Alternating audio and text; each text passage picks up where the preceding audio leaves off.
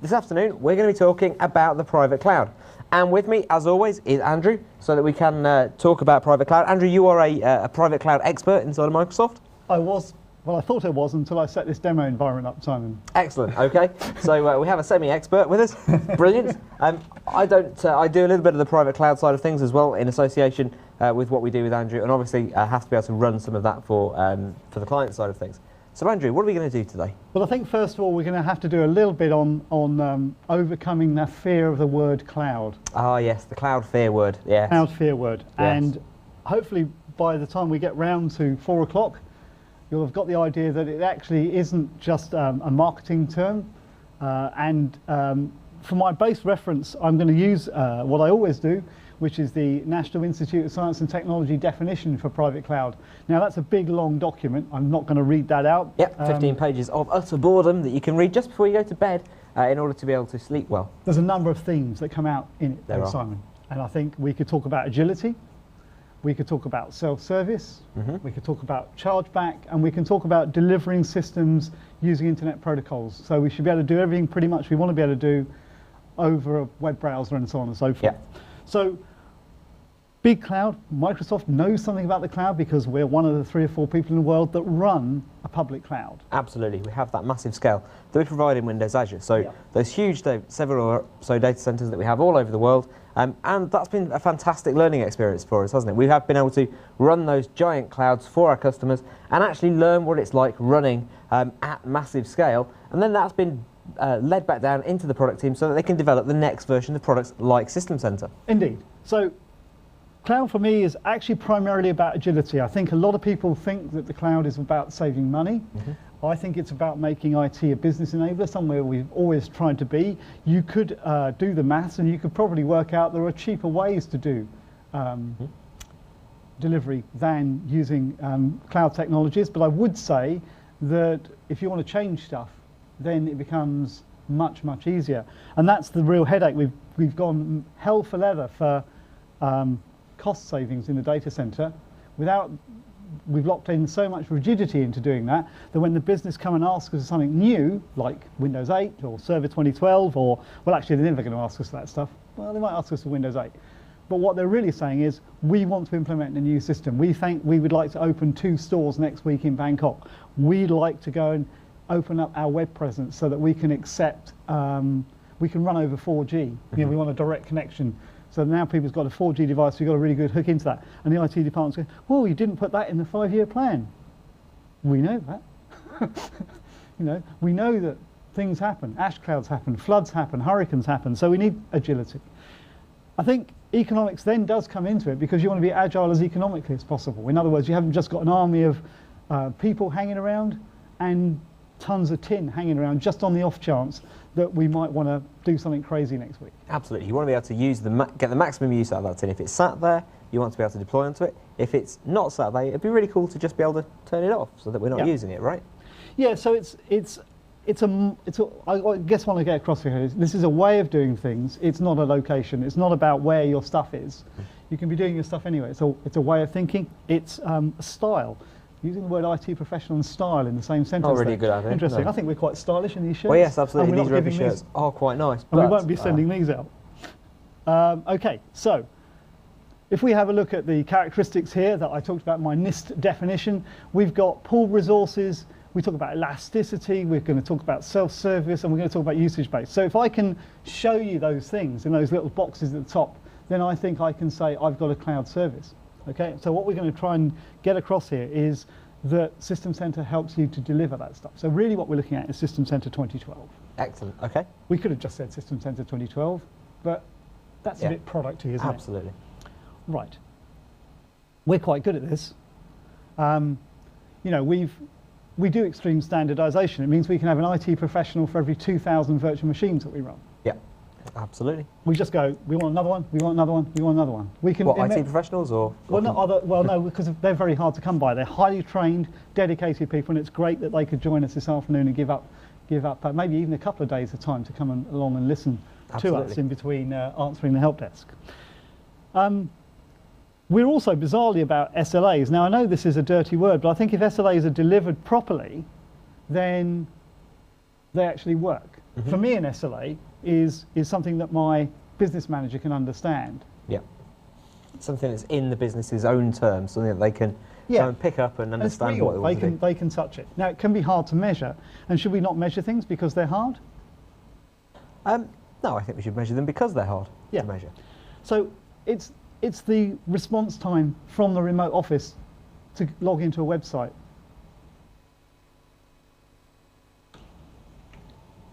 I'll do that. So we have a lot of service levels inside Microsoft, and actually we have a very different IT department. They don't hide behind barricaded doors. They're actually out front and centre. It actually looks like a branch of PC World, doesn't it, Simon? Well, it looks like the branch of your favourite electronics store, absolutely. And it's quite funny because I was at an event a couple of days ago and bumped into one of our IT guys down there. Yeah. But they actually have open house. They have the collection of PCs that you can buy that off your budget code that you can run inside our organisation. You can just drop in with your problem and show it right there. You could buy them coffee if you want to jump the queue, maybe. Absolutely. So you can. Okay. So we gradually build up this layers of stuff. Yeah. From the core of running automated processes to actually delivering what I call IT as a service, Simon. Yeah, absolutely. So I think that's what it's all about. So what does that look like to you, the customer? Well, it's all the services that you have a play with, everything from Xbox Live to Bing to Office 365 and so on and so forth. So that we know how to deliver that stuff. And so the kind of services that have many millions of users connected into them, those are the kind of services that have informed what we do about helping to deliver those kind of services for, well, everybody else. And while you could argue that some of the content on there, for example, we wrote Office 365, so it's an internal app to us, so we know all there is to know about it. I would imagine that IT pros who have in-house developers probably don't know all about the code that those in-house developers are writing. It's a different group of people. Absolutely different and in skills. The big, well, hell, in a different country in Microsoft, so it could be somewhere completely different. But obviously when it comes to a platform like Xbox, all sorts of people are writing content for the Xbox platform, people like Electronic Arts, for example. So we're running other people's code on our environment at high scale, high reliability. And of course, they're going to be coming to us and saying, this piece of code that we've given you to run is maybe not running as performantly as we were expecting it to. That's your fault, go fix it. Yes, people aren't dying fast enough on Halo 4, for example. Yeah. So we're quite good at this sort of stuff. So if we then look at we've talked about cloud, we understand that public is you running, you giving us your stuff to run on your behalf. We're like the curators of your data and your applications. In the private world, you decide to do everything in-house yourself, and you're using the same techniques, same technologies, but it's your stuff, it's your data, and you've got obviously more control there. And if we look at what we run in the public cloud, and the Azure platform, if you were listening to that yesterday afternoon, they're fairly well similar kinds of things, but it's actually pretty much the same sort of stuff that you'd run on premise. The key then is to be able to link the two together. And so not only using the same tools to maybe manage your public cloud as you are in your private cloud, but actually start to link things together. You might start to get to the world of thinking, well, actually we need more capacity. Well, rather than go and buy more stuff in our data center, why don't we just have that capacity out there? That's the journey we're going on. Now, this afternoon I'm going to be talking about a mix of System Center 2012 and also System Center 2012 Service Pack 1, which is the version that not only runs on Server 2012 and enables you to deploy to Windows 8, but also leverages the new technologies that are in both of those. We were showing this morning AppX packages. Clearly Config Manager needs to understand those. Yesterday we were talking about all the new stuff in Hyper-V. Well, clearly Virtual Machine Manager needs to understand those. So there's a Service Pack 1 coming. It's in beta. I've got bits of it running on my demo environment. Some of that is going to look a little strange because it is still a beta. That will be coming out next year. So I'm going to show you a kind of combination of those two things, Simon, if that's okay, and to you guys in the audience, okay? So let's crack on here. I think the other sort of paradigm shift is this relationship between the guys who look after applications and the guys who look after the data center. We have that sometimes there can be points of friction there. I've never worked in actually that data center world. That's actually a world you've worked in, isn't it, Simon? Yeah, absolutely. I've been a kind of an IT guy, for the last 20, 30 years, but I've been working quite close to the business, delivering applications and services directly to parts of the business. So my manager was actually a lawyer or a military guy, an army guy. In fact, actually a colonel in the Welsh Guards at one point. So not the IT department. So what we have here is, we have the consumption of services and the provision of services. Mm-hmm. We have all the things that SLAs that you can see on this slide. I'm going to whiz through some of these stuff, and we're going to get actually to the stuff. And SLAs do need to be easy to understand, but they do need to be real. And I think that's very important. How I should be able to log on and book a flight on our company travel site within 5 seconds. Mm-hmm. Now that's a real world thing. How we measure that, that's the tricky bit. But that doesn't mean we shouldn't try and measure it. But that's what we should get measured on. And of course, it's us to then dig down into what's.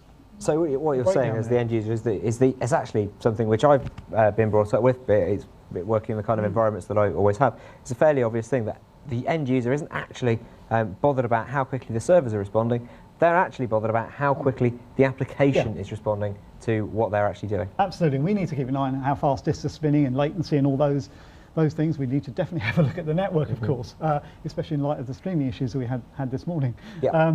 So there are all those kind of bits and pieces. Obviously, in my side of the world, then what I need to start thinking about is not doing everything myself. The delegation of control is the key thing I'd pick out of this slide, because I want to lay some of that stuff off, particularly if you've got a distributed organisation. The guys in the local branch of a bank or what have you, maybe the manager or one of the guys in there has the ability to change passwords on accounts and so on and so forth, so that it doesn't all have to go through some lengthy process. We can delegate control within a safe environment where no matter what they do, they aren't going to break the whole environment, but they might obviously are going to impact the business unit that they're in. Ultimately, that could lead to them provisioning their own services. Absolutely. Within a space that we create. So what we're really talking about is service agreements. I know we put the word service level agreement in. That tends to imply that you're going to be above and below things, but really it's just about sort of keeping stuff going. But I think those service agreements also need to encompass things like how fast things can change. How fast can we open a new store? How fast can we take on board a new employee? And some of those other things as well. How fast can we get back an archived email and maybe get into some of those other scenarios in the compliance world, which is increasingly affecting our lives as well. So System Center is at the core of management piece. What we talked about yesterday with Windows Server 2012, Windows Server 2012 does a pretty good job of managing a bunch of machines, up to about 100, combination of virtual machines and physical machines. Beyond that, you're going to need something like System Center. And even if you had only had 100 votes, say you had 99 or 50, there are going to be use cases for System Center that we'll see, which actually will play into a smaller business. Of course, one of the challenges we face is that this is delivered as a complete solution. It's a suite, like you buy Office, is a good example. Now, not everybody uses Publisher and Access. But if most of your users and your organisation is using 3 or 4 from that suite, then it clearly is economically viable to do. Now, which ones they are in a smaller business is going to be up to how highly virtualized you are, how many desktops you've got, how you're managing those desktops, how you're managing applications, and so on and so forth. Because we give you quite a lot of free tools. So System Center, this is probably the key slide today, so I'm just going to walk through this. Obviously, we've got various ways of delivering self-service. Now, at the simplest level, Simon is getting pretty good on PowerShell, aren't you, old chap? Not too bad. You can knock up a PowerShell script, you could bang a web page in front of it and it says create a VM. Yep. Now, that is self-service. Absolutely. Potentially not the best kind of self-service though. No. It's not very well integrated, is it? If we look at the best kind of self-service, that would actually be a self-service model whereby, well, actually it's self-servicing different parts of the organisation. If I want to go and create a virtual machine, maybe it'd be great if my actual request went in as a service request into my help desk, and then they were able to roll that through and automatically provision the machine, add it into the change and configuration management database, and then actually the next time I call it with a problem, automatically inside the CMDB they can select the machine that I've had a problem with. Yeah. That's the kind of point where we're getting to self-service, where it's truly an automated flow all the way through the life cycle of the virtual machines. Yeah, we could also talk about asset management, we can talk about chargeback and so on and so forth. So we really need to be able to create self-service in some controlled fashion. And actually, and then obviously that's usually going to be against some model. What people can create is going to be limited. We talk about t-shirt sizes quite a lot. with hosters. You can go on to Hoster and say, I'd like a small, medium or large virtual machine, and maybe have a side order of SQL Server or some other application with it. And there's a very limited choice, rather than, you're going to give the user total control to create whatever kind of thing they want. But also we're talking about creating services rather than virtual machines. We need to perhaps move away from that as well, because modern applications typically are multi-tiered, and we can talk about that application being a whole service. So it's not just one thing. Absolutely, and I'd also posit that you might want to not just create a new service, but also increase the size of an existing service, add extra capacity. Yeah. So a really good example of that could be, why not make the creation of end users inside of a mailbox environment, say Microsoft Exchange, a self-service functionality. And you know what, just because we've actually ran out of space on our Exchange server and we need to go and provision another one, why is it that that's any different from provisioning the user 10 previously where we had space? We should be able to automatically, for our end users, go and provision the next Exchange server in the farm, and then actually add extra users into the next Exchange server. All of that should be automated. Yeah, so imagine our users walk into a restaurant. Yes, we could just throw the carrots, peas, and and a sharp knife and a bit of steak, or we can present them with a menu. Absolutely. And we can go and do the cooking for them, Simon. And they don't need to know all the chaos that's going in the kitchen. All they see is the maitre d' sliding out there, and it's all good. You obviously go to posher restaurants than I do, with a maitre d' delivering your food. I don't believe that for a minute. Okay. Anyway. Interesting. Hope that's not important. Sorry, we have got an alert going on here, because Simon could be in dad mode at any moment, and that's his wife. Yes, so we'll deal with that in a second or so. But continue. Just drop you on there. So what we need to be able to do is deliver services into an engine, if you will, and then that obviously then lands out onto our fabric, the storage, network and compute. And really we don't need to worry about where that is.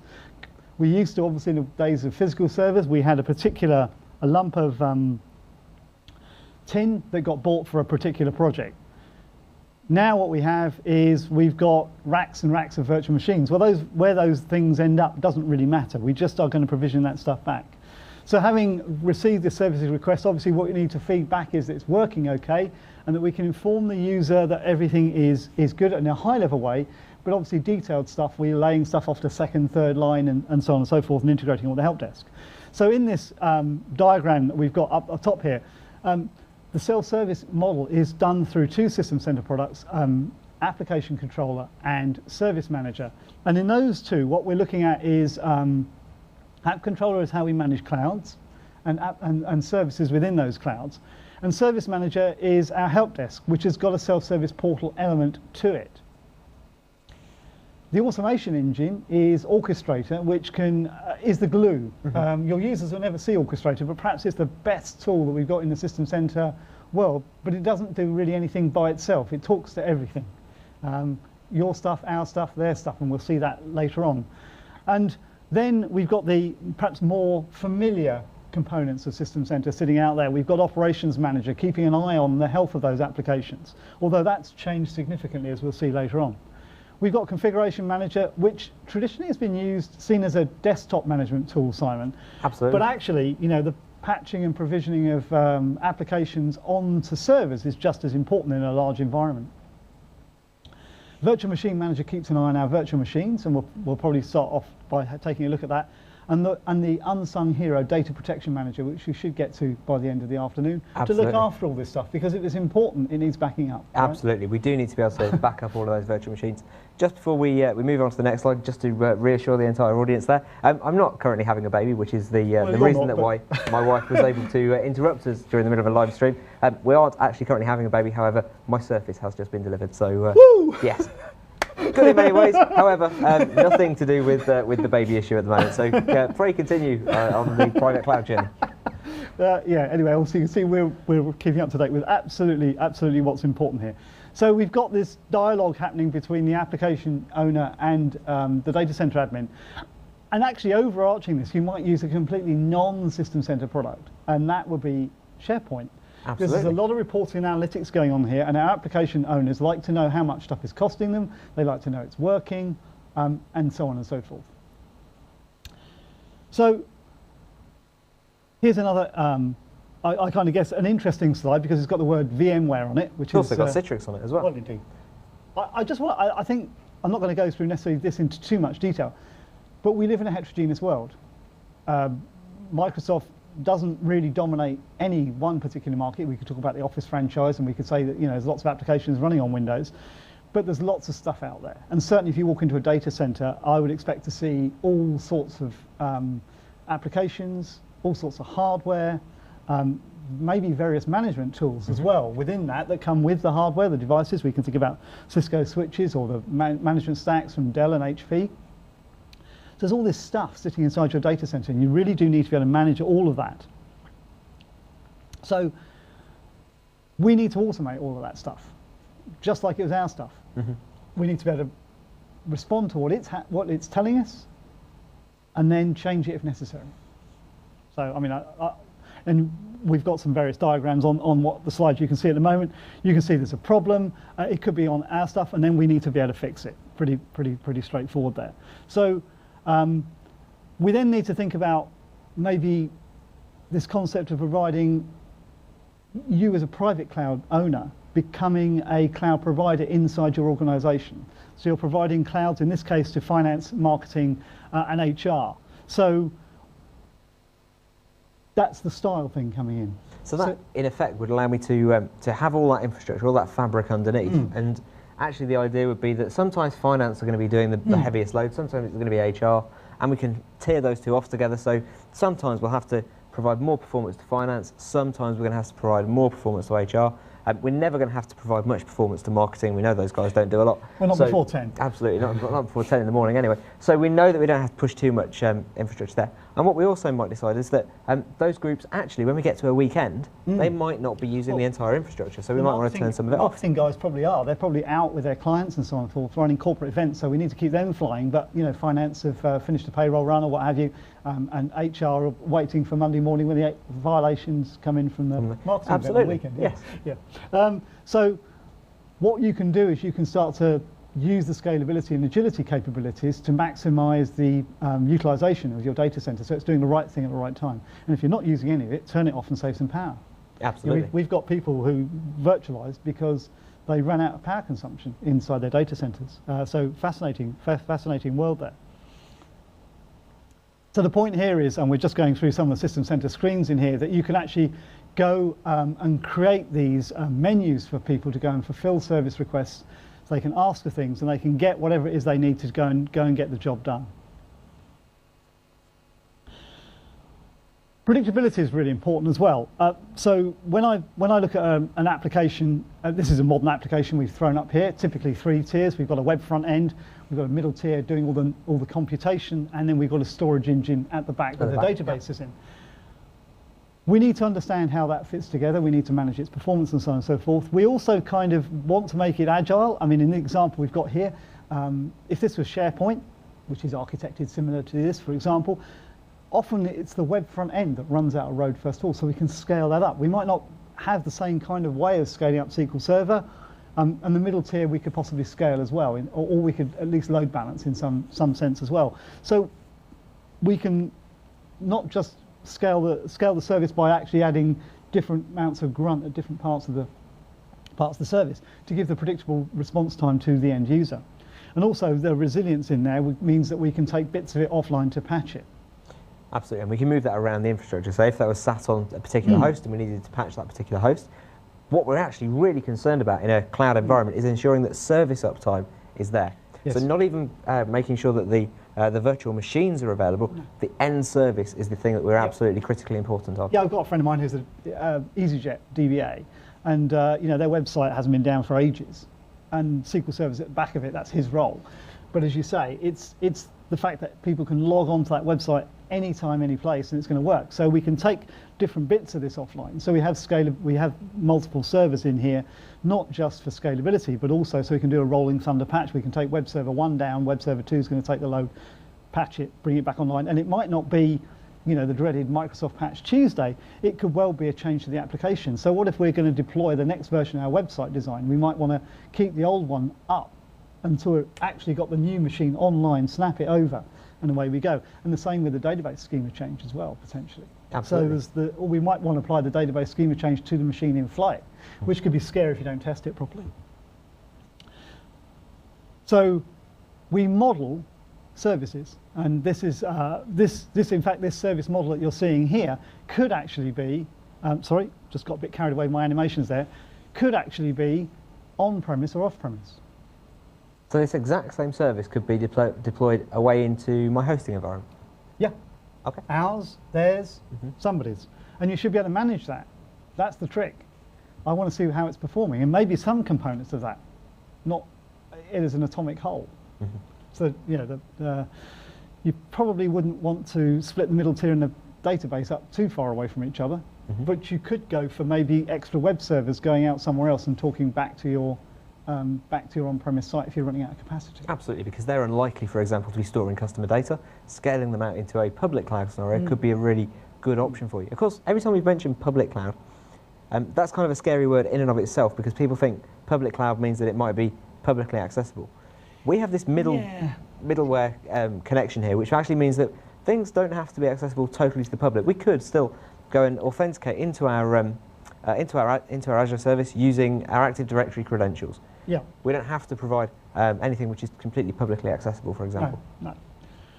I'm conscious I'm rabbiting on here. So one of the other things we need to do, I was talking about this predictable application. This is some screen. We're going to have a closer look at this later on.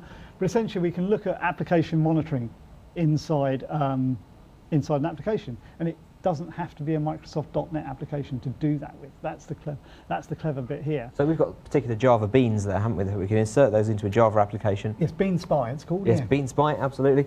Put those Java beans into a Java application, run that on your web servers, and we'd still be able to monitor what was happening right down to the code. So we'd be able to monitor what loops were executing and how quickly. Yeah, it could be the dreaded indexing problem SQL Server. So we can remediate health by detailed application of the whole thing. So if we think about where the journey we've been on, we used to do everything on physical boxes. That was traditional. Then we went virtualized, and we're gradually getting towards private public cloud services. Yeah. So kind of that white is where we're going, green is where we are today. Still half the workloads out there still not even virtualized. And that's something that I can't understand, because when we look at a world with something like Windows Server 2012, we have the ability to throw 64 cores at a virtual machine if we have 64 cores available to us. We have the ability to throw a terabyte of RAM at a virtual machine if we have the RAM available to us. So all of those hardware limits around why you might want to keep something physical have actually gone away. Yep. There are some licensing things that may mean it might be cheaper to run physical, but you have to weigh that up against the advantages of running that environment in a virtual way. Yeah. So I am starting to more and more struggle to see why you would actually be running anything physical. Yeah, this orange machine you can see here, this completely died last night while I was preparing for today, which is why I'm a little nervous about what's going on. But actually, I put all the virtual machines onto here. It took me about an hour to do. I'm just still actually making sure everything's okay, because I don't completely trust it, and perhaps it's that lack of trust that people are struggling with. But it pretty well just worked. And that's because you have a slightly more boring grey-coloured identical version of your very powerful machine here that you were just able to copy everything over to. Handy. Yeah, absolutely, over a switch. So this is multi-server cloud management that we've got running an app controller. I'm going to go and show you this in a minute, so I'm just going to skip through this because you're probably fed up. We're doing far more. I think we've done more PowerPoint in the last 2 days. We've done the last 4 months, haven't we? I've almost forgotten how to use the tool. So I'm just going to hop through this. So this is showing you in application control a mix of your public and private clouds and how you would be able to move things between one and the other. So I'm just going to hop through this, and we're going to cut straight into Virtual Machine Manager. So Virtual Machine Manager has been around for a while. So this is the meat of the technical bit, isn't it, really? It is. I mean, we're going to start actually looking at the individual bits of System Center one by one. And given that we're talking about private clouds, the first thing we need to do is have a highly virtualized environment. Now, the challenge you face is if you're using Hyper-V or to manage individual servers, you can see the virtual machines on a particular server, and you could run a PowerShell query to see them all and get various state back and so on and so forth, but it's quite hard to see what's going on and get all their properties out. So we need one pane of glass for that. Absolutely. I mean, we obviously have tooling inside of Windows Server 2012 through PowerShell to be able to go and write a script to go out there and find all this information out and put it all back. However, there comes a time in your life where, well, writing too much PowerShell becomes a little bit of a problem, and it's much more efficient on your company's time and therefore on your company's money to go and buy a tool rather than building it all yourself. And you've got all of System Center sits behind SQL Server. I think that's why I got responsibility for it, because I know something about SQL Server. And the extra data that sits inside Virtual Machine Manager is what's key. I mean, at highest level, the first thing we have, if you open up System Center 2012, go into Virtual Machine Manager, you'll see that you can create virtual machines. You can create services. I'm just looking at the buttons up on the screen in a minute, which I'm going to show you. But then there's a scary Create Cloud button, which doesn't mean that carbon dioxide comes out the back of your server. Really? I'd have thought you didn't have this possibility with your lovely orange machine here. Well, I thought it might start smoking. No, what it means, Simon, is that we can identify a bunch of resources and say that logical group of resources is then controlled by a bunch of people for this particular purpose. So the cloud just becomes a logical grouping. It's not doing anything more special than being a logical grouping inside your organisation. Absolutely, yeah. So it then becomes the unit you manage. So you have the finance cloud. So you create that finance cloud. Now the idea is those VMs aren't bound to a particular machine. Heck, they're not even bound to a particular type of virtualization technology, a particular hypervisor, if you will. We don't mind what you run it on, although I'd love you to run it on our stuff. So we could run one cloud with ESX, one cloud with, one cloud that's running ESX and Hyper-V and any other virtualization. So what we have is a cloud abstraction. That's all it is, really. It's a logical way of grouping stuff up. And here we've got production and development, and production spans our 2 data centers, whereas we've obviously only got our dev environment, another one. And actually, this is a great way of keeping any in-house dev under control, because we actually can make these look just like in our clouds, completely separate from each other. So there's no leakage of data IP, and they can, bizarrely, also have overlapping IP addresses and so on. So if you think about it, the development guys are going to want to chuck a domain controller and a DHCP server in there to spoof what we're doing in production. Well, if we do that on a bunch of virtual machines and that's sprawling all over our data center, we don't really want that causing problems for production, right? Absolutely. Which we all do at work, of course. But we don't get to create clouds at work. We just get to spin up our laptops, don't we, and cause chaos. Absolutely. So we're logically grouping resources into clouds, and we'll have a quick look at VMM in a minute, and we'll see what we're talking about there.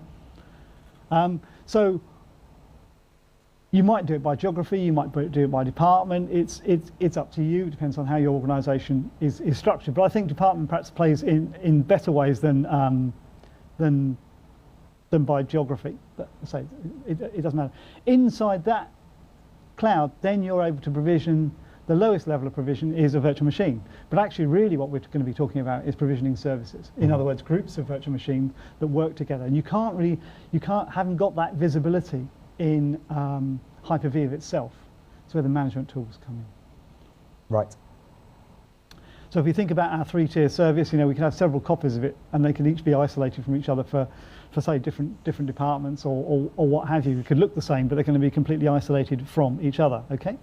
So we can then carefully manage, and we can then actually work out how much each of these clouds is charging us, because we can work out, how much disk is costing per gig and network bandwidth and so on and so forth. And so we can say, well, this to run this cloud for you guys is costing you this much a month, because we've had to reserve that capacity. So we need to obviously get it to talk to the actual physical fabric. So hypervisors, for example. We need to get it to talk to our network switches. We need to get it to talk to our storage to get stuff done. I'm going to whiz through these because we're going to go and have a look at it in a minute. And then what we want to be able to do is throttle its capacity. So how much can I have? So you might have pointed it to 4 servers, one of which is maybe not running Hyper-V, and you've got, I don't know, 300 gigs of memory, you've got 20 terabytes of storage, and you've got all this networking. You've got however many network cards and switches and so on in there. So what you would then do is say, well, in your cloud, you can have this much. And it doesn't matter where it is, it'll just use up in the whole. And when we move and place virtual machines, it's going to respect those cloud limitations as well as where to provision the hosts. Okay?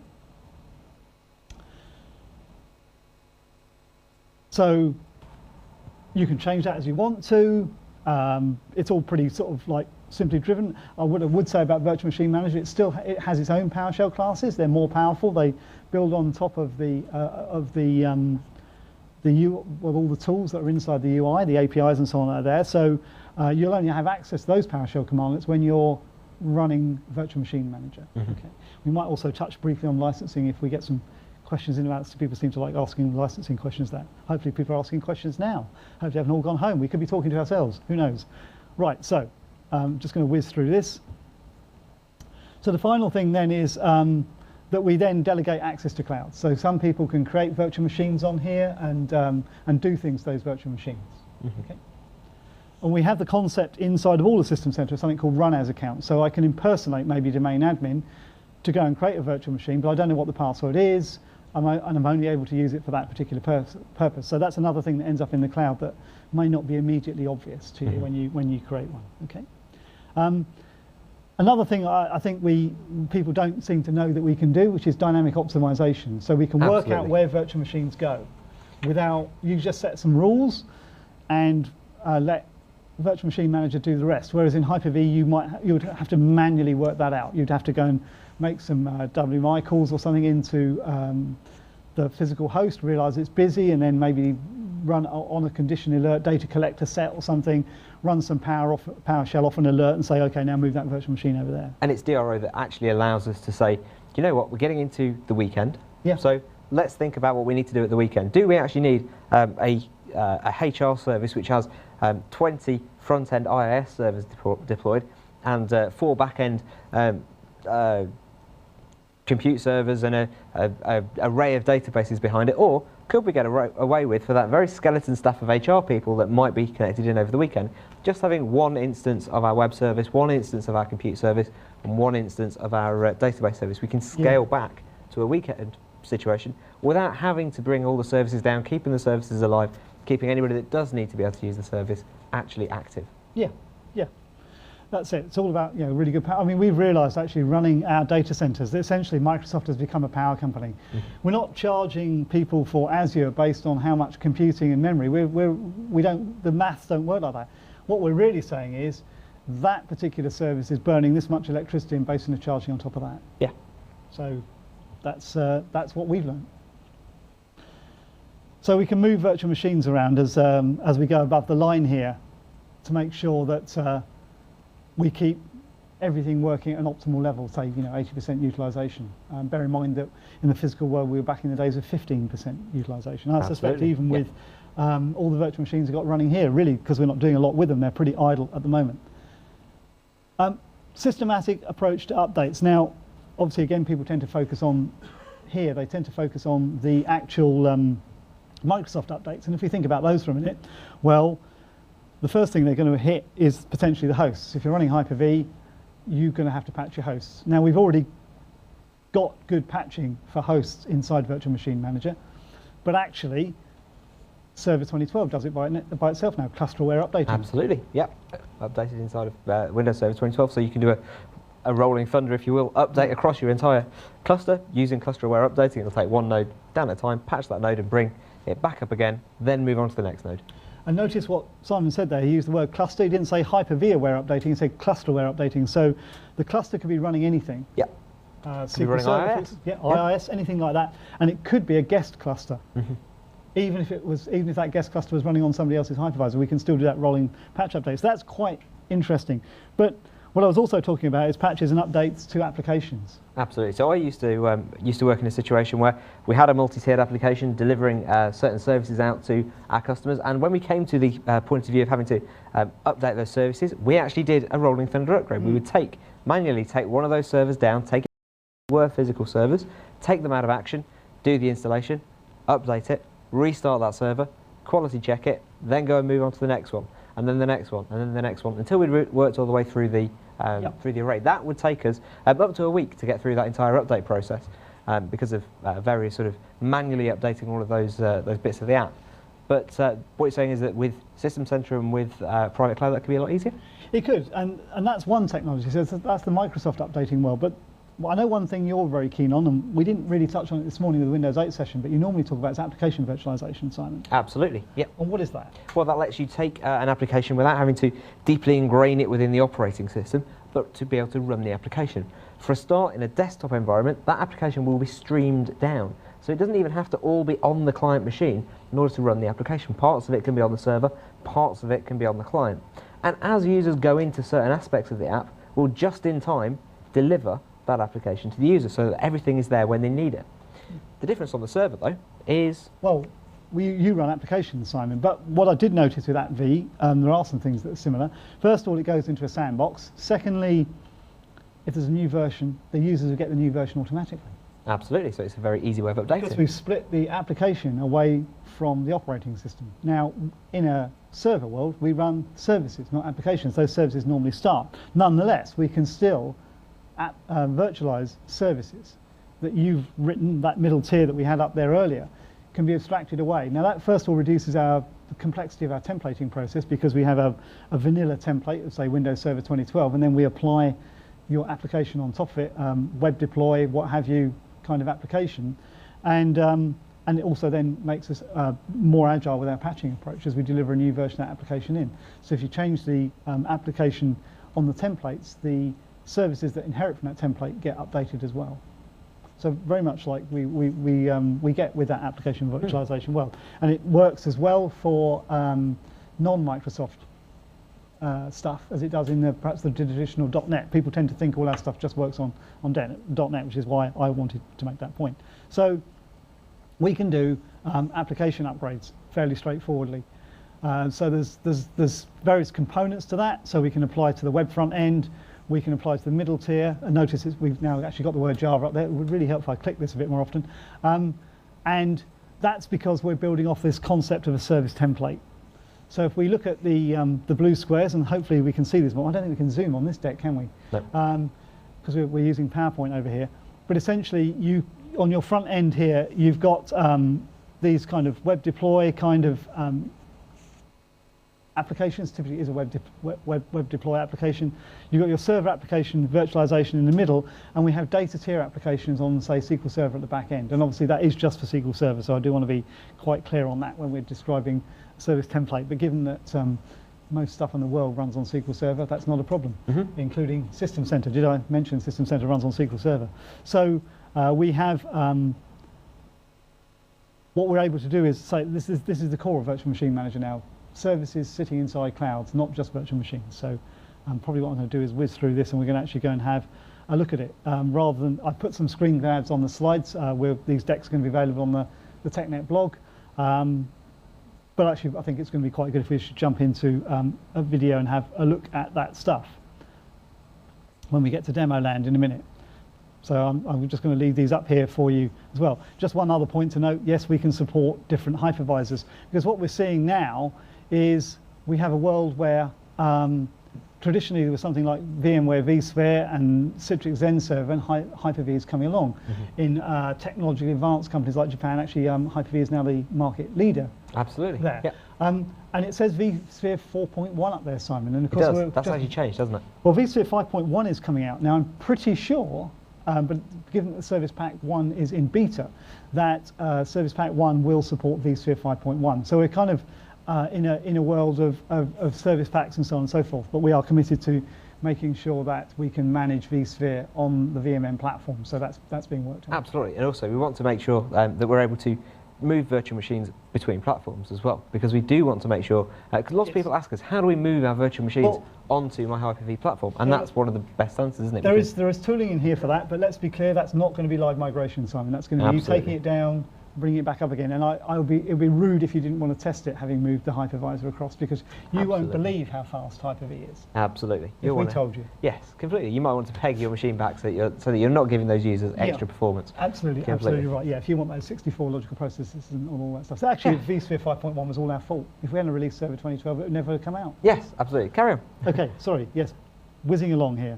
So we can manage and move. There's no dependency on Zen Center for managing Zen Server VMs, but you do need vSphere to manage VMware.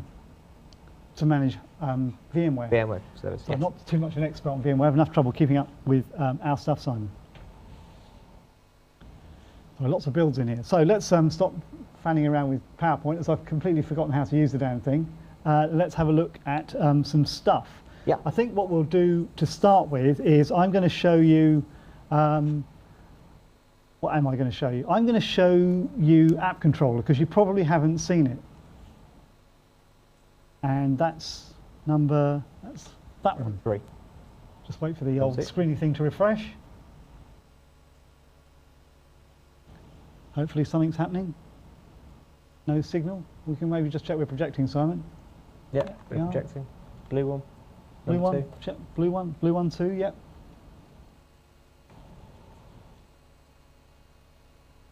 We did check this earlier. Sorry, we just okay. Right, we'll go to Go to plan B.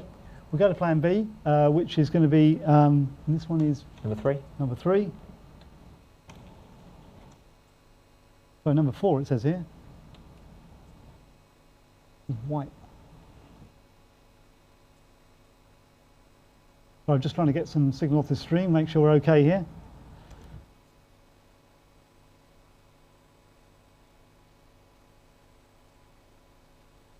Come on. Definitely 4 white, yeah, check. Yeah. Try 3 though. Try 3 again. Move back to 1. Let's go back to 1 again. One's that one. Okay. Oh. Okay, so the bits of colour tape don't actually... Yeah. Ah, right, okay, that's what it is then. Someone's been confusing me. Right, so this is Virtual Machine Manager 2012 SP1. Hiding out here, we've got these 3 laptops, these 3 here, which is cunningly named London 1, 2 and 3. And I can see all 3 of them here. Well, that's interesting that London 1 doesn't seem to be doing anything at the moment. Where's London 1 gone? Anyway, London 2 has definitely got some VMs on it, so we can see everything there is to know about Simon's remote desktop environment he was running this morning. We can get a complete readout of checkpoints, actions, custom properties, hardware configuration, the complete, as you'd expect, information being pulled through in here. Note, by the way, additional tooling in here. Someone's asked me the other day, how do I convert a VHD to a VHDX, Simon? And you can do it inside Virtual Machine Manager. Just with a SP1. checkbox. With a checkbox, yes. Nice. Okay. Yes, so that's quite handy. If I go up to clouds here, I haven't actually got any at the moment, so I ought to really go and create one. So if I go and create a cloud, we can perhaps see what it looks like a little more clearly than when we were having a look in there. We'll call this TechNet. And then I can check my all hosts on here, and it'll tell me that I've got 2 CPUs. Well, I think it's actually lying to me because there's 3 machines out there, but 39 gigs of RAM and 500 gigs of storage free available.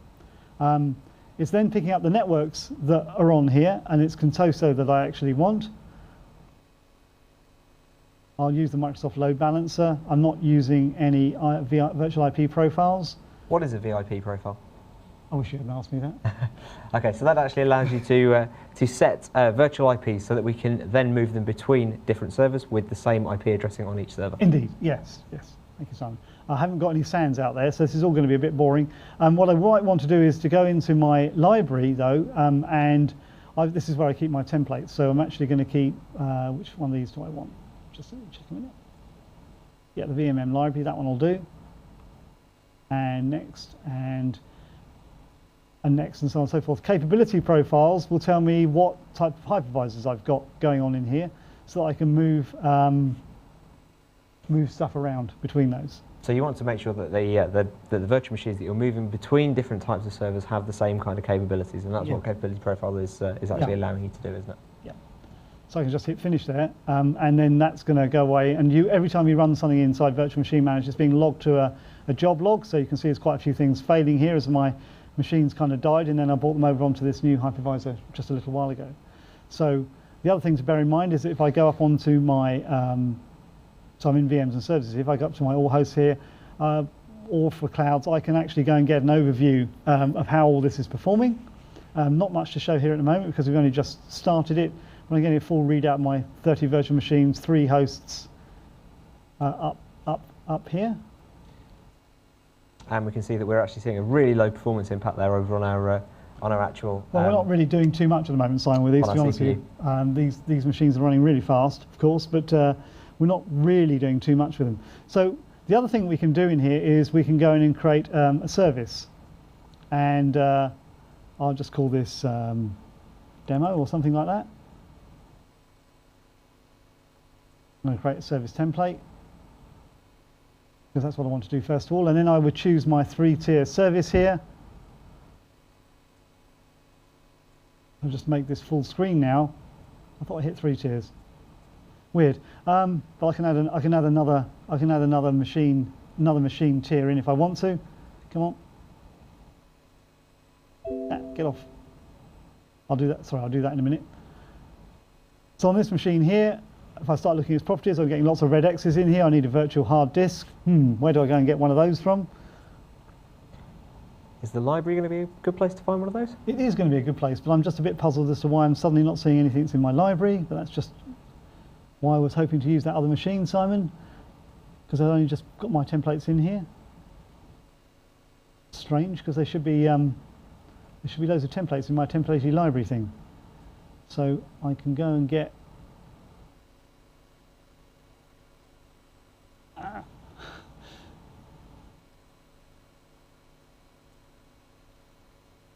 So I think I'm going to go and can we see get back on this machine? Drop over to this one. Absolutely. Going to need to hit the button. Which one is it this time? What one are you on? You're on number 2, hopefully. Number 2. No. Okay. Try. You'll have to move back to your machine again for a second. Yeah. Yeah. I'm pretty sure I know what the problem is. Yeah. Okay. You're going to have a little wiggle around there. I'm going to get rid of this at the moment because I've obviously lost all my. I've lost one of the casualties of my crash earlier was that I lost my. I think I lost my virtual machine library. Got it now? You have. What did I hit? Try 2.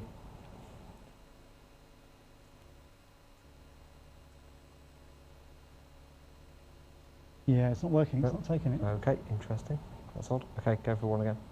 Okay, in that case, what we might do is we might just can the demo, Simon, and give everybody a quick coffee break and see if we can. Yep. Let's go out for a coffee break very quickly. There, so we see if we can sort out the visual switching in this environment. Yep, we go for number 3 for that one. Right. Okay. So sorry about that, guys. So Simon's actually put up an eval for Server 2012. You're also going to need, and I'll get the slide up for this in a minute, the eval for System Center 2012 to download the SP1 beta to have a go with it. One error I found when I was setting that up, by the way, is that if you put a virtual machine with Virtual Machine Manager on a host and manage that host, you need to have the bizarrely the Hyper-V role in the virtual machine. Oh, right, okay. Because it needs the management tools. Yep. So I think that's one of the casualties of the beta. It's not a real thing. What we'll do is we'll just give you 5 minutes while we reset this demo environment and let you grab a coffee. Okay, and welcome back from that little break there. We were just fixing some minor technical issues with our display output that we were seeing just before the break there. Andrew's about to take us into a tour around System Center Virtual Machine Manager and specifically around creating some services. Andrew, we were creating some services? We are going to try and create some services. Yes, I had to flip over to another environment. I realised I hadn't actually got any virtual machine templates, so it's telling me exactly the right thing. So I've got another environment where I can show you that stuff. So we decided now that number 1 is definitely going to work for us. Aha! And that is working. What about that one? Number 2. Number 2, good. Right, we're just doing a quick live test now, because obviously what we present up here is what you guys get to see. 4. 4. 4. Okay. Anything good? I'll try any number between 1 and 4 randomly. We have 4 buttons. One of them should while work. we're waiting for the screen to refresh. We are not going to be talking about Configuration Manager too much this afternoon because although it's part of System Center, it's not really part of private cloud. Indeed, some organisations might use the cloud to manage their desktops, and that would be called Intune. Simon. Absolutely, yep, they could be using Windows Intune or something like that. However, it's much more about managing our endpoint devices, and so we'd normally cover that in a client session. Just going to see if does my thing work here? No, okay. So I've got this, I want to stop using that because that's not going to work in that environment. So here I am in a library in a virtual machine environment. This is running System Center 2012, the shipping version. Yep. So we're running the non-SP1 version. Non-SP1 version. I'm on a Windows 7 client and I'm managing a 2008 R2 world. So this will change. The service template stuff hasn't actually changed too much. So we should be okay there. So if I go and create a service template, and we want a three machine tier 1, give it a name. We get this kind of environment coming up now, so my 3-tier environment, so I can actually hit 3 tiers, which is absolutely marvellous. If I look at the properties of it, then first thing I need to be able to do is obviously plug in my Contoso NIC into each of these 3 tiers. So I've only got one network on these because they're all running on the same physical host, so it's just a demo environment. You can also see just here that this is a package I've deployed onto. So that's actually a server out V package, isn't it? It is. Absolutely. On number 2, I've also deployed my stock trader database packages, and on my, so I'm just going to copy and paste this stuff in here. And then what I might want to do in here is set the scalability limits on this. Again, something you can't really do in Hyper-V, Simon, is to say which order this stuff gets deployed and moved around in, which order things get serviced in, because that might be important. Absolutely. In terms of tier, and what our scalability limits are for this. Absolutely. So those things like the number of upgrade domains there, that's going to take. Say we had 3 instances, and we also had 3 upgrade domains. Yeah. Then we would have 1 upgrade domain would have 1 instance in it. Yeah. And should we have 6 instances and 3 upgrade domains, one upgrade domain would have 2 instances in it. So we'd be able to roll through our upgrade domains in order to be able to do our upgrades without having to affect our services. That's exactly the same kind of metaphor that we see inside of Windows Azure when we want to think about doing updates. Yeah, I mean the similarities are going to be very, very obvious here. So I'll just get rid of all this. So I'm just keyboard trouble here. If I look at my application configuration in here, then I'm telling it I'm using a 64-bit version of Server 2008 R2. I've got my ST business service deployed out here. And now we can see all the settings that application requires to make us, like where's my database and how do I connect to it. So just zoom out here a little bit, and then I would save that off, and so it now appears in my list, and then I've got that template when I want to create a new one. So you've just set the service up, so that could have been our web service in this case. And if somebody else wanted to spin up another copy of the web service, they could just go off and use exactly that same template to do the job. Yeah, so we've created a service template. What we're now want to be able to do is to actually select it and then say, and different service templates available to different clouds. So we might have the same thing might be available in several different clouds. If you think about business model, we got back to that menu thing. This is something we've chosen off the menu. This stock trader service is something we can choose. So I give it a name, Private Cloud Service 1. I decide where it's going to go. I'm going to put it on my infrastructure in my cloud, my infrastructure host group. Host groups are pretty much what they say they are. They're groupings of hosts. Yes. Yeah. And what you can see now is that it's looked at where you want to put it and given it kind of like a 5-star rating. So it thinks that's going to be just fine. 4 stars is pretty good. Like the travel guide of locating your virtual servers inside of your environment. It's going to place it on the machine that's got the most possible capabilities for it. Yeah, absolutely. So we're kind of designing by Visio here. Any properties that the service template needs to run, bear in mind you might be using different accounts in different clouds and so on and so forth. So we need a config admin with a password. We need various names for the machines that we're going to spin up, so we can fill those in and declare what they are. So they get set when this thing actually deploys, because we're actually going to kind of hydrate this. We use that term, like putting water in one of those bags of compost, and it suddenly gets a lot bigger, kind of thing. Yeah, that sort of thing. So deploy, wallop, and then that will start to deploy. Pretty straightforward. Yeah. So service deployment is just a wizard-driven approach. Obviously, you could go and write PowerShell. But having got that template in there, then that's something, if you like, we've created the potential to have a choice on a menu that we can consume later on, and we'll see how that works, okay? So part of that thought. So if you switch back to your machine 1, yeah, I think hopefully you've managed to get a little bit more working with VMware. I have, but all I really want to show here is that kind of UI is largely similar to what we saw here. So I'm actually going to probably just crap out of that. I did quickly in the break create a virtual machine template, which is the sort of minimal level of granularity here. But as you'll see that if we look at the properties of this, you won't see anything significantly different from what I do. I call my machines typically small, medium, and large. I specify their memory, processor.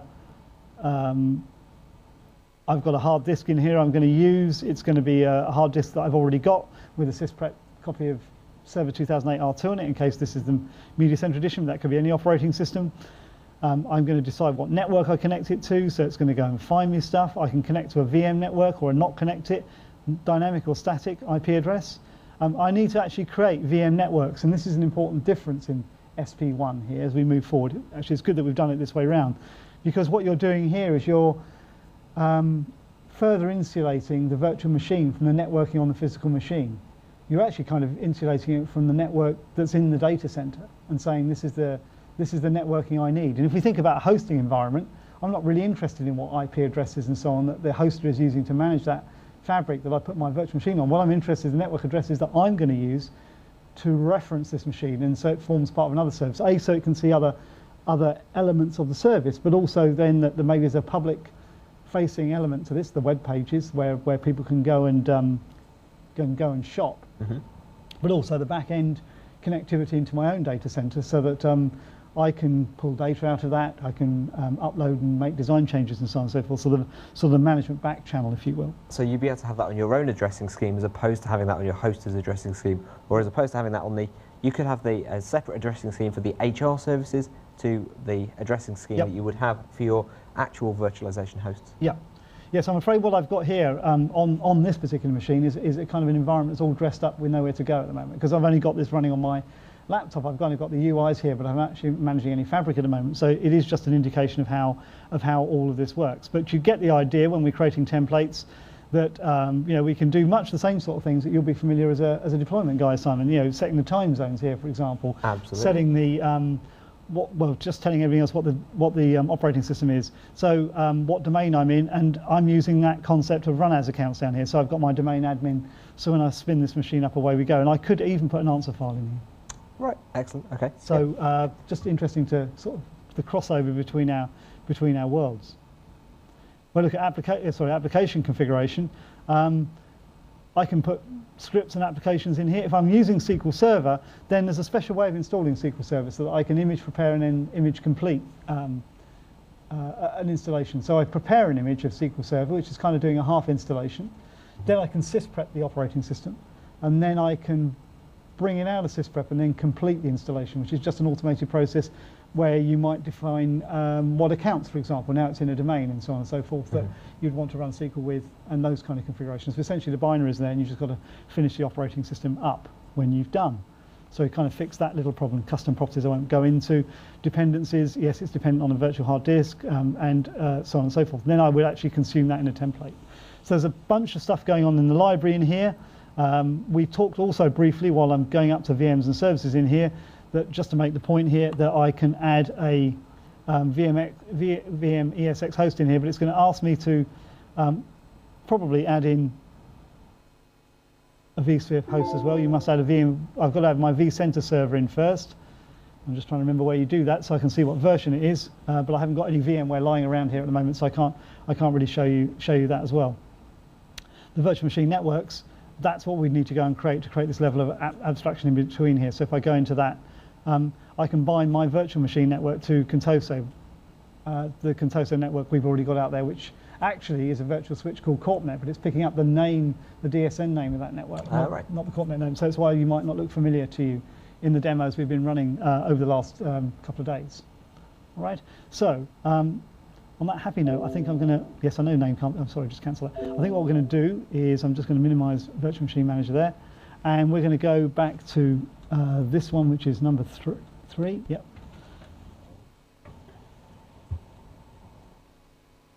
And get rid of that. And we're off. So Server Manager, Service Manager is, sorry, I've just jumped a slide here, is the next part of the System Center stack I want to have a look at, Simon, which really is where we run the service desk from. But it's more than that. That's the traditional view, if you like. Because this is the layer that starts to provide our automation, is it's this thing that starts to provide the self-service level of delivery of our services. Yeah, and obviously there's a bunch of stakeholders that communicate with this thing, obviously the help desk operators, but through self-service, obviously any user with the correct permissions can go and ask for things, much as we could drop in centre down there and say, oh, I've left my power supply, can you loan me one for a day? Everybody's going to be able to integrate with this. So behind the scenes, what we need is oh, actually, I'm just going to spin through this because, frankly, the diagram kind of does it all. We need this thing in the middle. This is the crux of any service desk, ours or somebody else's, the CMDB, the Content Management Database. The unique thing about this for Microsoft really is that if we're using the rest of the System Center stack, we're using things like Ops Manager, Config Manager, can connect into that central database and tell you everything about everything that's out there. We can connect into Active Directory, you know who our users are, for example. So it hooks into the rest of the System Center estate. Now the reason that Config Manager and Operations Manager et al. Also have databases is because not everybody's using Service Manager. So it'd be rude to ask you to install this if it was only just to do some reporting off of. So each of the separate System Center tools have got their own reporting capabilities in, but if you're using Service Manager, then this is where you should do your reporting analytics from, because this is the one ring to sort of bind them all from that perspective. This is where people go and ask for things. This is where incidents should be properly logged. Something's gone wrong with the server. We raise it up to the help desk, and then somebody goes and fixes it. Actually, we're going to get clever on that. We'll see how that works later on.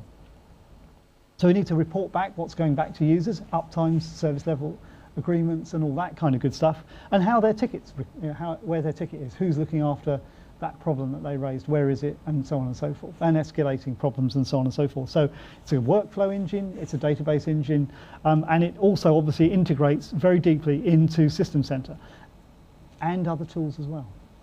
It isn't just our stuff. So like Operations Manager, which perhaps some of our audience will be familiar with, we also have the concept of management packs in Service Manager.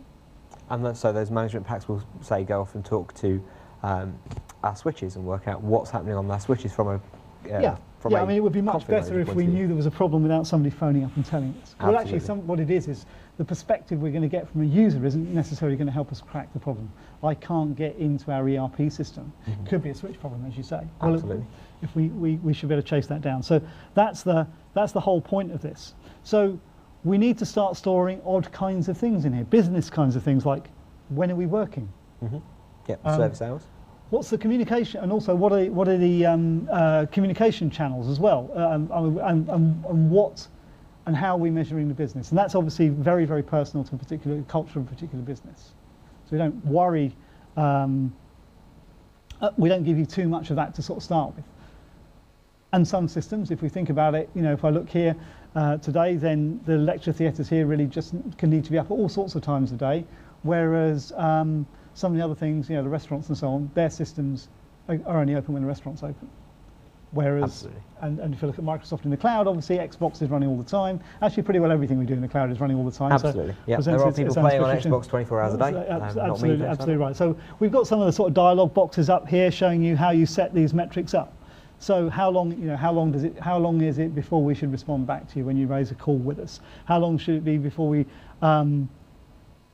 you put a change request in, whether we should be able to come back and say yay or nay, that kind of thing, or pending, or that it's because it's of a certain size and complexity, actually it's going to be a different SLA. So it's not just one size fits all. So there's a lot of that kind of tooling in there, and the people who are listening in are familiar with the words of ITIL will know what I'm talking about. And if you want the Microsoft version that's free, that's the Microsoft Operations Framework, which is kind of like ITIL, but just for Microsoft stuff. Yeah, absolutely, and the two actually dovetail in together. They do. So They're one's designed ITIL will actually help you to apply Microsoft Operations Framework, and MOF will actually help you to apply ITIL to a Microsoft environment. Yeah, so you have this whole concept, and I think I'm going to defer to you a little bit on this, Simon, because service level objects and agreements and all that stuff, I think you've done some of that training, and it's speaking ITIL, so it's a bit like me trying to understand Italian newspaper without speaking Italian. Yes, absolutely. If you want to create things that have the acronym SLOB, then then you get to kind of pick up on on the kind of area. But yes, you would have service level objectives which you're trying to meet. Slightly different to a service level agreement in that they form part of an agreement, but not the end point, so to speak. All of that kind of stuff completely built throughout the way that a service manager approaches delivering self-service. Yes, and obviously we also need to tell people about what's going on. Either they want to know that we're doing a really good job, and we do need to market ourselves nowadays in the IT profession, or just who's the throat to choke, so the email notifications are going to the right person. So there's extensive form filling and routing and workflow built into Service Manager out of the box. Yep. But there are additional components in System Center we'll be coming on to which will augment that. Absolutely, and we can create our own completely custom forms there to make sense to the business, can't we? So if we want to have a custom form that they would go on to request a new virtual machine, absolutely, they would just go and fill out a change request, which we've pre-created for them, which says this is the virtual machine I want, and that would then move through an automation layer in order to actually deliver the virtual machine without anyone having to go and manually configure that virtual machine for them. Yeah, the important point there is that we are able to bubble those forms up actually as web pages. Service Manager will talk to SharePoint Foundation. Don't be alarmed, the SharePoint Foundation is the free one, so we're not asking you to buy any more stuff. But what that means is that the users can just go to a URL, fill the form in, and talk to Service Manager. What they're not going to be doing is opening up Service Manager, Simon, just to be clear here. Although a lot of the System Center suite have also got web consoles and so on that you can manage stuff from, as well as the traditional full fat client. Clearly, you can put the consoles onto Windows 7, Windows 8 machines and so on as well. So if we look at a service level agreement, it's a combination. It's bringing all of the stuff together, the individual objects, the calendars, the metrics, and the objectives that we're trying to get. So we're measuring something. The objective is it's good. It's this amount, and then it's this amount at this particular time of the day or weekend or what have you. We talk about 365. Well, Office 365, in fact. So that's a quick kind of run through of Service Manager. Just mentioning it really because, as I say, System Center is a suite, and this is in there. So if you haven't got a help desk system, or absolutely, you're thinking that I need to upgrade my help desk system, and you realise that you're locked into an old one, then you might want to have a look at this. Yeah, absolutely. Okay. And a really good place to onboard with Service Manager is to start looking at self-service and then moving it through the chain. Yeah, well, you've probably got some help desk processes anyway, and there are tools as well to migrate your existing data in there. But if you're using, and a lot of people are using Operations Manager, for example, and are using Active Directory, then it's fairly straightforward to bring those two things in. I'm going to look at my favourite thing now, which is Orchestrator. Excellent, good. Okay, so Orchestrator, I think, is probably the, I could also consider it to be the jewel in the crown in times inside of System Center. It is the bit that does all of the automation around the guts of System Center. So it's the thing that takes that service request created as part of Service Manager and then goes and automatically provisions your virtual machine, scales it out to the required amount of processor that's required at this particular point in time. Yeah, okay. And the Lord of the Rings thing is the one ring to bind them all. If we look at the different things that we want to do in an organisation, we've just talked about service management, we've talked about provisioning, configuration, and monitoring, and then actually putting something into production and so on and so forth. We might traditionally have used a whole bunch of tools to do that with, from all the different tools vendors. Absolutely. So you may have had to have gone out there and got some something special for your SAN, something special for your switches, something special for your network management interfaces that are out there. Now, however, Orchestrator can do all of that for you. Well, what Orchestrator can do is it can talk to all of those, Simon. So even if you don't use the rest of System Center and you're locked into all these other tooling, if you want to make things happen, and maybe you're running on VMware and you're using BMC software to manage your estate, you might want to issue a call from BMC to say, stop that vSphere environment. But what this doesn't do, for example, is say that I have all my switches, they're all Cisco devices, they're all being managed using whatever Cisco management software there is. This doesn't replace that piece of software, it works through that piece of software in order to deliver the automation. So just by going and installing Orchestrator to get some of the job done, it's not going to put the guys over in the networks department's eye out because they no longer have access to their tools. No, indeed. And what you'll notice is when we come on and have a look at how this works with some of the Microsoft stuff is that it runs through the front door. So if there's a logging system, say in vSphere, to where we make a call to that environment, so it gets logged in that environment. So in the network software, whatever it is, it'll show up as a call. But it can also respond as well as drive those different tools. So it can watch for an incident alert on someone else's help desk system, rather than you having to go into a special tool. So it really can disappear inside your data center. Of course, what we'd like you to do is get rid of all that stuff and use this stuff instead. So of course, it was no surprise that it's actually really designed to work really well with our own tools. Well, absolutely. We would be very silly not to go and deliver the best possible experience we can when we can deliver every single part of the stack. When we're working completely end to end, we can have one of our development teams talk to another development team directly, and they can deal with things that they may not be able to do when we're dealing with different organisations who may have different IP rights going on and all that kind of malarkey when they're developing. So the core of Orchestrator in the Operations Manager world, we talk about management packs. In the Orchestrator world, we talk about integration packs. Okay, so that's how this stuff works. So it is just glue. And this can all sound a bit highfalutin, but let me just bring it down to something really simple. You know, if you're doing the same thing 10 times a month, why not take an afternoon out and automate the damn thing? I wish I could automate my expenses. Yeah. Yeah, wouldn't that be good? However, Orchestrator isn't going to go that far for us, is it? Kick the auditors. So, I've put a couple of the UI screens up here where this is how you integrate with the other tools. And I'm going to actually going to go into Orchestrator in a minute and show you how this works rather than walk through those. So we've got all these different siloed applications with different processes going on across them.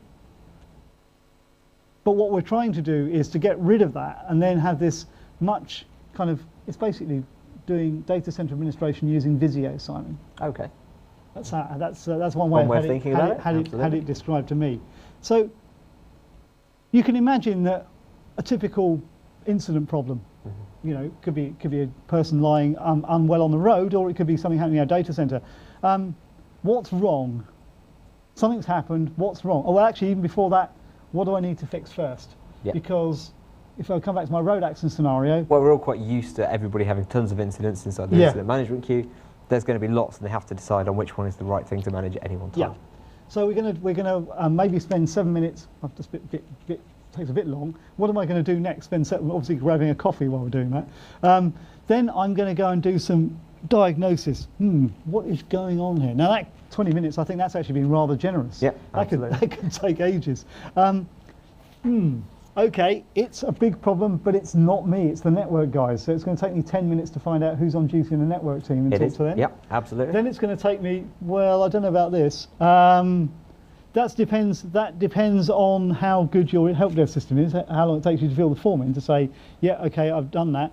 Then somebody's going to go and, the network guy's now going to go and fix that, and he's going to spend 20 minutes doing that. And then we've got to spend 7 minutes filling in a form telling people what we did today. Absolutely. And something strikes me with all these timings in this this approach as well. Extremely generous timings. No, actually, I think they're incredibly realistic timings. I think most people who are watching will think that these are pretty realistic. 20 minutes to diagnose a problem. You actually start to fix problems as you're doing the diagnosis. 18 minutes to do the actual fix is probably a little bit on the optimistic side, but overall that's kind of a good total process. Of course, if you're in an out of hours situation, you can add into the front of that 20 minutes to wake up first, then a few minutes to grab a cup of tea, and that whole flow is going to start to elongate. And I think that that's exactly the point that you're making here.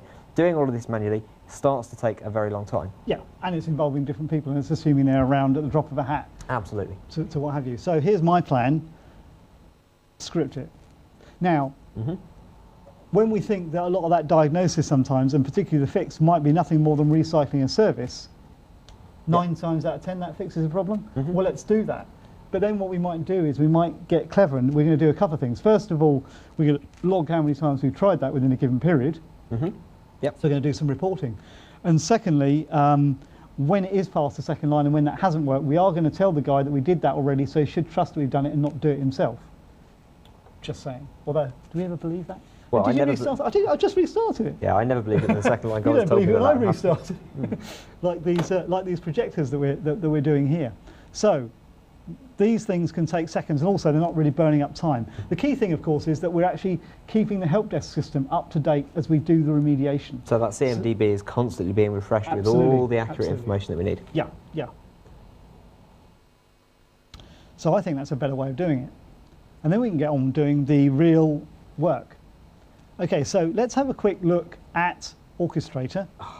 It's so nice when those pink slides come up and it's demo time. Right, so let's have a quick look at Orchestrator, as you say, and see what we're going to do. I can see that you've got a completely blank workbook area there. Moment, buddy. And you might want to select input 1 for that one. It's got a bit of white tape on it. I see what you did there. You've moved me around.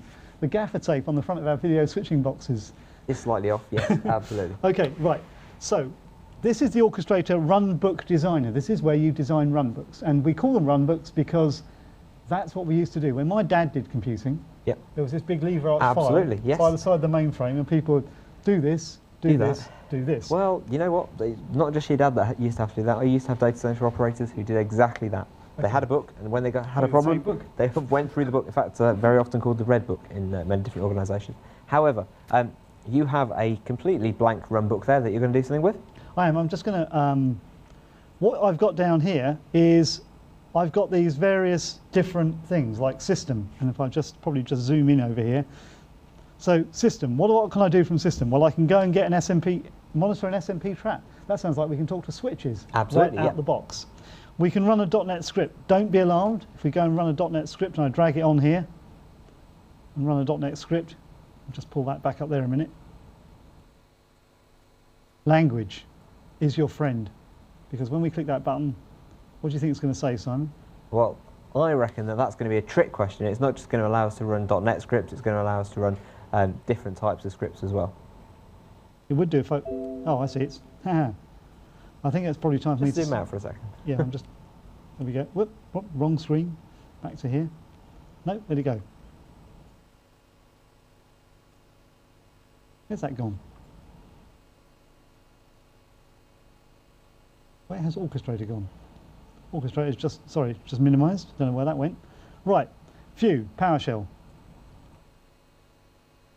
So we can run scripts in JScript, we can run PowerShell, we can run VB scripts, or actually even C# programs, interestingly. Yes, there's probably a whole bunch of people out here who can write PowerShell, but probably not too many who can write C#. So that's handy. So we can rack in any old script. If worse comes to worse, stop and start services, query WMI so we can find out operating systems, all that kind of good stuff. Scheduling. Well, we could just get this process to run every 3, 4, 5 minutes. Awesome, that'd be good. But we might actually want to go for, we could do some basic monitoring of a particular machine. So if something happens, we've got that built in. File management, emails, notifications, all sorts of really good stuff, utilities.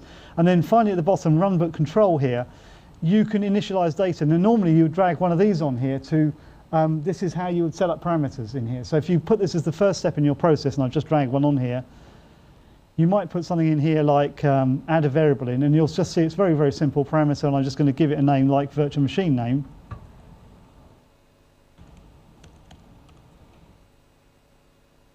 And I've now got a parameter called virtual machine name. So when I call this runbook, it's going to be expecting a parameter called virtual machine name. So presumably it's going to ask you what virtual machine to do. It will, or we could pass the parameter in programmatically from something else, like a help desk environment. Oh, right, okay, excellent. Yep. So we'd go and do it like that. Yep.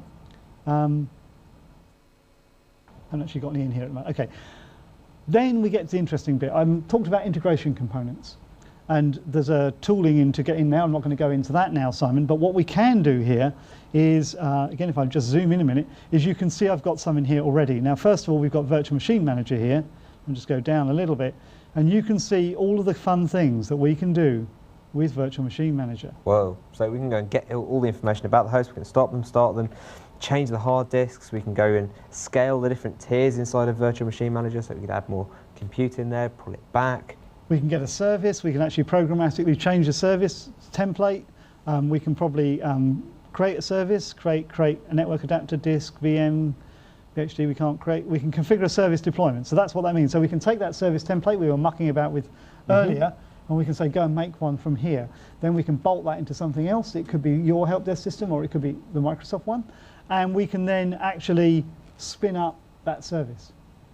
The users just had to fill in the blanks. Yep. Some of the things that we saw when we did the service deployment, it's going to look at those parameters that are in the service deployment, expose them in here, and it's going to expect those to be filled in. So we'd put in on our design surface here, in the initialization data in here, we'd create a variable in here for each of the things that we need to know to run that service up. You know, how many of this, how many of that, passwords, anything, credentials, what machine names, etc., and then the user's going to fill that in. Now that template clearly isn't going to be filled in by the finance director. It's going to be filled in with what we were talking about earlier, the kind of IT guy close to the business unit, okay? Or some guy on the project team, because we might be provisioning a service. So essentially, it's going to be the guy with the credit card so that they can pay for the infrastructure that they're provisioning. Absolutely, yep, that's it. So what I've also done, chucked in just down here, just so we can see it, is the same thing for VMware, because I know, you know, we're probably going to get... So if we wanted to go and interact with somebody else's servers, we could do that by literally going and talking directly through something like vSphere, interacting with VMware virtual machines that way. We don't have to do this through Virtual Machine Manager if we didn't want to. No, not at all. We could talk directly to the virtual you wouldn't need to deploy it at all. vSphere environment as well. No, the call is being made to vSphere. So if that's what you're relying on in your production environment, then you'll see all the logging and so on going in there. You'll see those jobs being created, just as if somebody had gone up to the UI and pressed the button. Yeah. Okay, so it's not going round the cover. So it should hopefully keep the VMware people happy until they get really happy and deploy Hyper-V. Absolutely. Right, so that is roughly how it works. I'm now going to try and do something really brave and go and make something. Excellent. So you're going to create as a little runbook on the fly here. You want to get rid of that one, clean up what you had before. I've got my VM name in here. So the next thing I need to do, Virtual Machine Manager in here, is I was thinking I was going to do nothing more simple than shut down a VM. All right. So I just go and drag on my VMware, shut down my VM, and when I bring up its properties, you can see the first thing I'm asked for is this thing called a configuration. Might just zoom in on here a little bit. So it just asks my configuration. So I hit the ellipsis to the side here. Now what I've done here is I've got a configuration called Stratus, and I just actually, before I do anything else, I see what you've done there. It's Stratus because it's a cloud. It's the lowest level of the cloud. Oh right, actually. I like it. Yeah. Very good. Yeah. Cirrus on top. No, anyway, we'll get to that later. It's asking me for a VM ID, and if I hit the ellipsis here, you can see actually it's talking to my virtual machine manager. Is called Stratus, by the way. It's talking to it because it can see all the VMs that are on there. Okay, if I just going to cancel that here, and I'm just going to hit cancel, and I'm actually going to cancel that step because I have a problem there. But first of all, let me just show you what how the configuration works. So if I go into Virtual Machine Manager here, I've got this configuration called Stratus, and if I edit it, I just give it an arbitrary name, which is the name of my system center machine, and I'm just telling the machine where Stratus is. And if you know your port numbers, you know that 5985 actually is that the WMI port? I think it might be. It might be the WMI port. I think we think it's the WMI port. Absolutely. So it's just talking to Stratus, okay? And it's passing my credentials through. So that's all that's in the configuration. That's what Stratus is.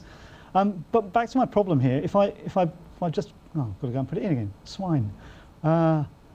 Stratus. And the problem here is that although I'm getting the names in here, actually it's expecting a GUID. And you could see that we could have several names, like new one could be absolutely a virtual machine on several hosts. It's an arbitrary name. Yeah. The GUID is what makes it unique. We need to get the GUID of the virtual machine that we want to stop. Okay, so bear in mind it's virtual machine that's going to stop it, not Hyper-V. So what you're saying is, as the end user, I've got to go away, work out what the GUID is of the virtual machine that I need to go and provision, and then that seems a little bit painful. Yeah. So what I'm going to do is I'm going to put a step in the middle just to show you one of the power of Orchestrator. I'm going to go and do get VM in the middle here. And what I'm first of all going to do, and then what I'm going to do is I'm going to start to create a process. So you can see I've just drawn the line across. Now that's done two things. It says first of all run the initialize data step before we run the get VM step. Yep. But what it's doing is it's passing data. Let me show you what I mean by that. If I go into this, sorry, and just click on it and get its properties up again. Again, we're going to connect to Stratus. That's fine. Okay. Bear in mind and then I'm going to add a filter in. Now I want a VM name that equals something. Well, actually, if I right-click on the ellipsis, if I left-click on it, you can see all the names of the machines. That's nice. If I right-click in the box, I hit subscribe, and I'm subscribing to publish data. And when I select that, it says the data from the initialized data step. So that's always going to be the previous step, presumably a step that's happened in the runbook before the step that we get to. Except, idiot, forgot to, hang on, cancel this a minute. Did I not actually create a variable in there after all that? I didn't actually, sorry Simon, my mistake. I was wondering why there's no parameter in there. But it's really good because you're learning how to do this because I'm not doing it quite as it's supposed to be done. VM name. Okay, that's better. It's a string type, finish. Now when I do that, we can actually see it in action because if we go into its properties, go and hit Stratus again. Okay, and add a filter in and right click and subscribe. This time you can see my VM name equals, and then I can put, subscribe to publish data, and there's my VM name. So you'll see the way that command is VM name equals VM name from initialized data, okay. So that's now just found that particular VM, finish. Then I drag this line to this line, and this shows you the real power, because now I've picked up the virtual machine in this step, get VM. I haven't just got its name, I've got everything there is to know about that. If I click on this now, and click on this, and then right click and subscribe to data again, and publish data, you can see how much data we've now picked up from the get VM step. We know everything there is to know about this virtual machine. For example, has got VM additions, yeah? Has it got the integration components in? Mm-hmm. How much memory, CPU, and so on and so forth. And down the bottom down here somewhere, hopefully, is a VM ID, which is the GUID of the virtual machine, which is the thing that we're after. That's what we want, okay. And finish.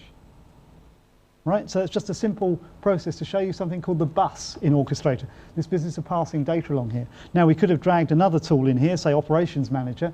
We could have found out something about that machine, like its host, and we could have maybe stopped the host, or the other way around. We could have found the host and we could stop the virtual machines. Mm-hmm. Yes, we've got other ways of doing that in Virtual Machine Manager, but it illustrates the point. And we can bring in some logic into this as well, so we can actually say, yes, that first step, that initialized data step, is going to give us the name of the virtual machine. Yep. Then when we get that VM, we could say, is the virtual machine turned on? If it is, start VM.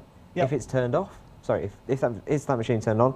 If it is, don't start the VM, there's no need to. If it isn't turned on, then run a step to go and start that VM instead. Yeah, so I can put something like return data in down here, and I can drag another arrow from here to here. Then I can click on this, and I can say, get VM return success, include returns failed, not success, okay, finish. So if that returns fail, I'm going to return some data, and then I might just, sorry, on the properties here, I'm sure, options, that's what I'm looking for. We'll make that, it depends what failure looks like for you guys, but it might be some sort of weird red color. Okay. Hopefully if I move focus off that now, you can see we've got a red line. So you can get the idea. We can do flow control. Absolutely. And then on this one, this is going to be properties, and we'd get VM return success. Yeah, so that's fine. So now we've got a kind of a branching system on here, and then we could go and test that with a runbook tester, and we can actually check it in and check it out live. There isn't sophisticated version control built into Orchestrator. There's just a business of checking stuff in and out. So it's not like using Visual Studio or anything like that. The server has a web console. You can see what jobs are running. You can restart stuff and all that kind of stuff. And it also broadcasts out what a web service, so that you can get at it programmatically. And we'll see that in play later. Okay. If that kind of making sense here, hopefully. So that's how we design a simple runbook in Orchestrator. I don't want to go into a masterclass on that. On runbook automation. So we could make that incredibly complicated. We could tie into all sorts of different types of areas.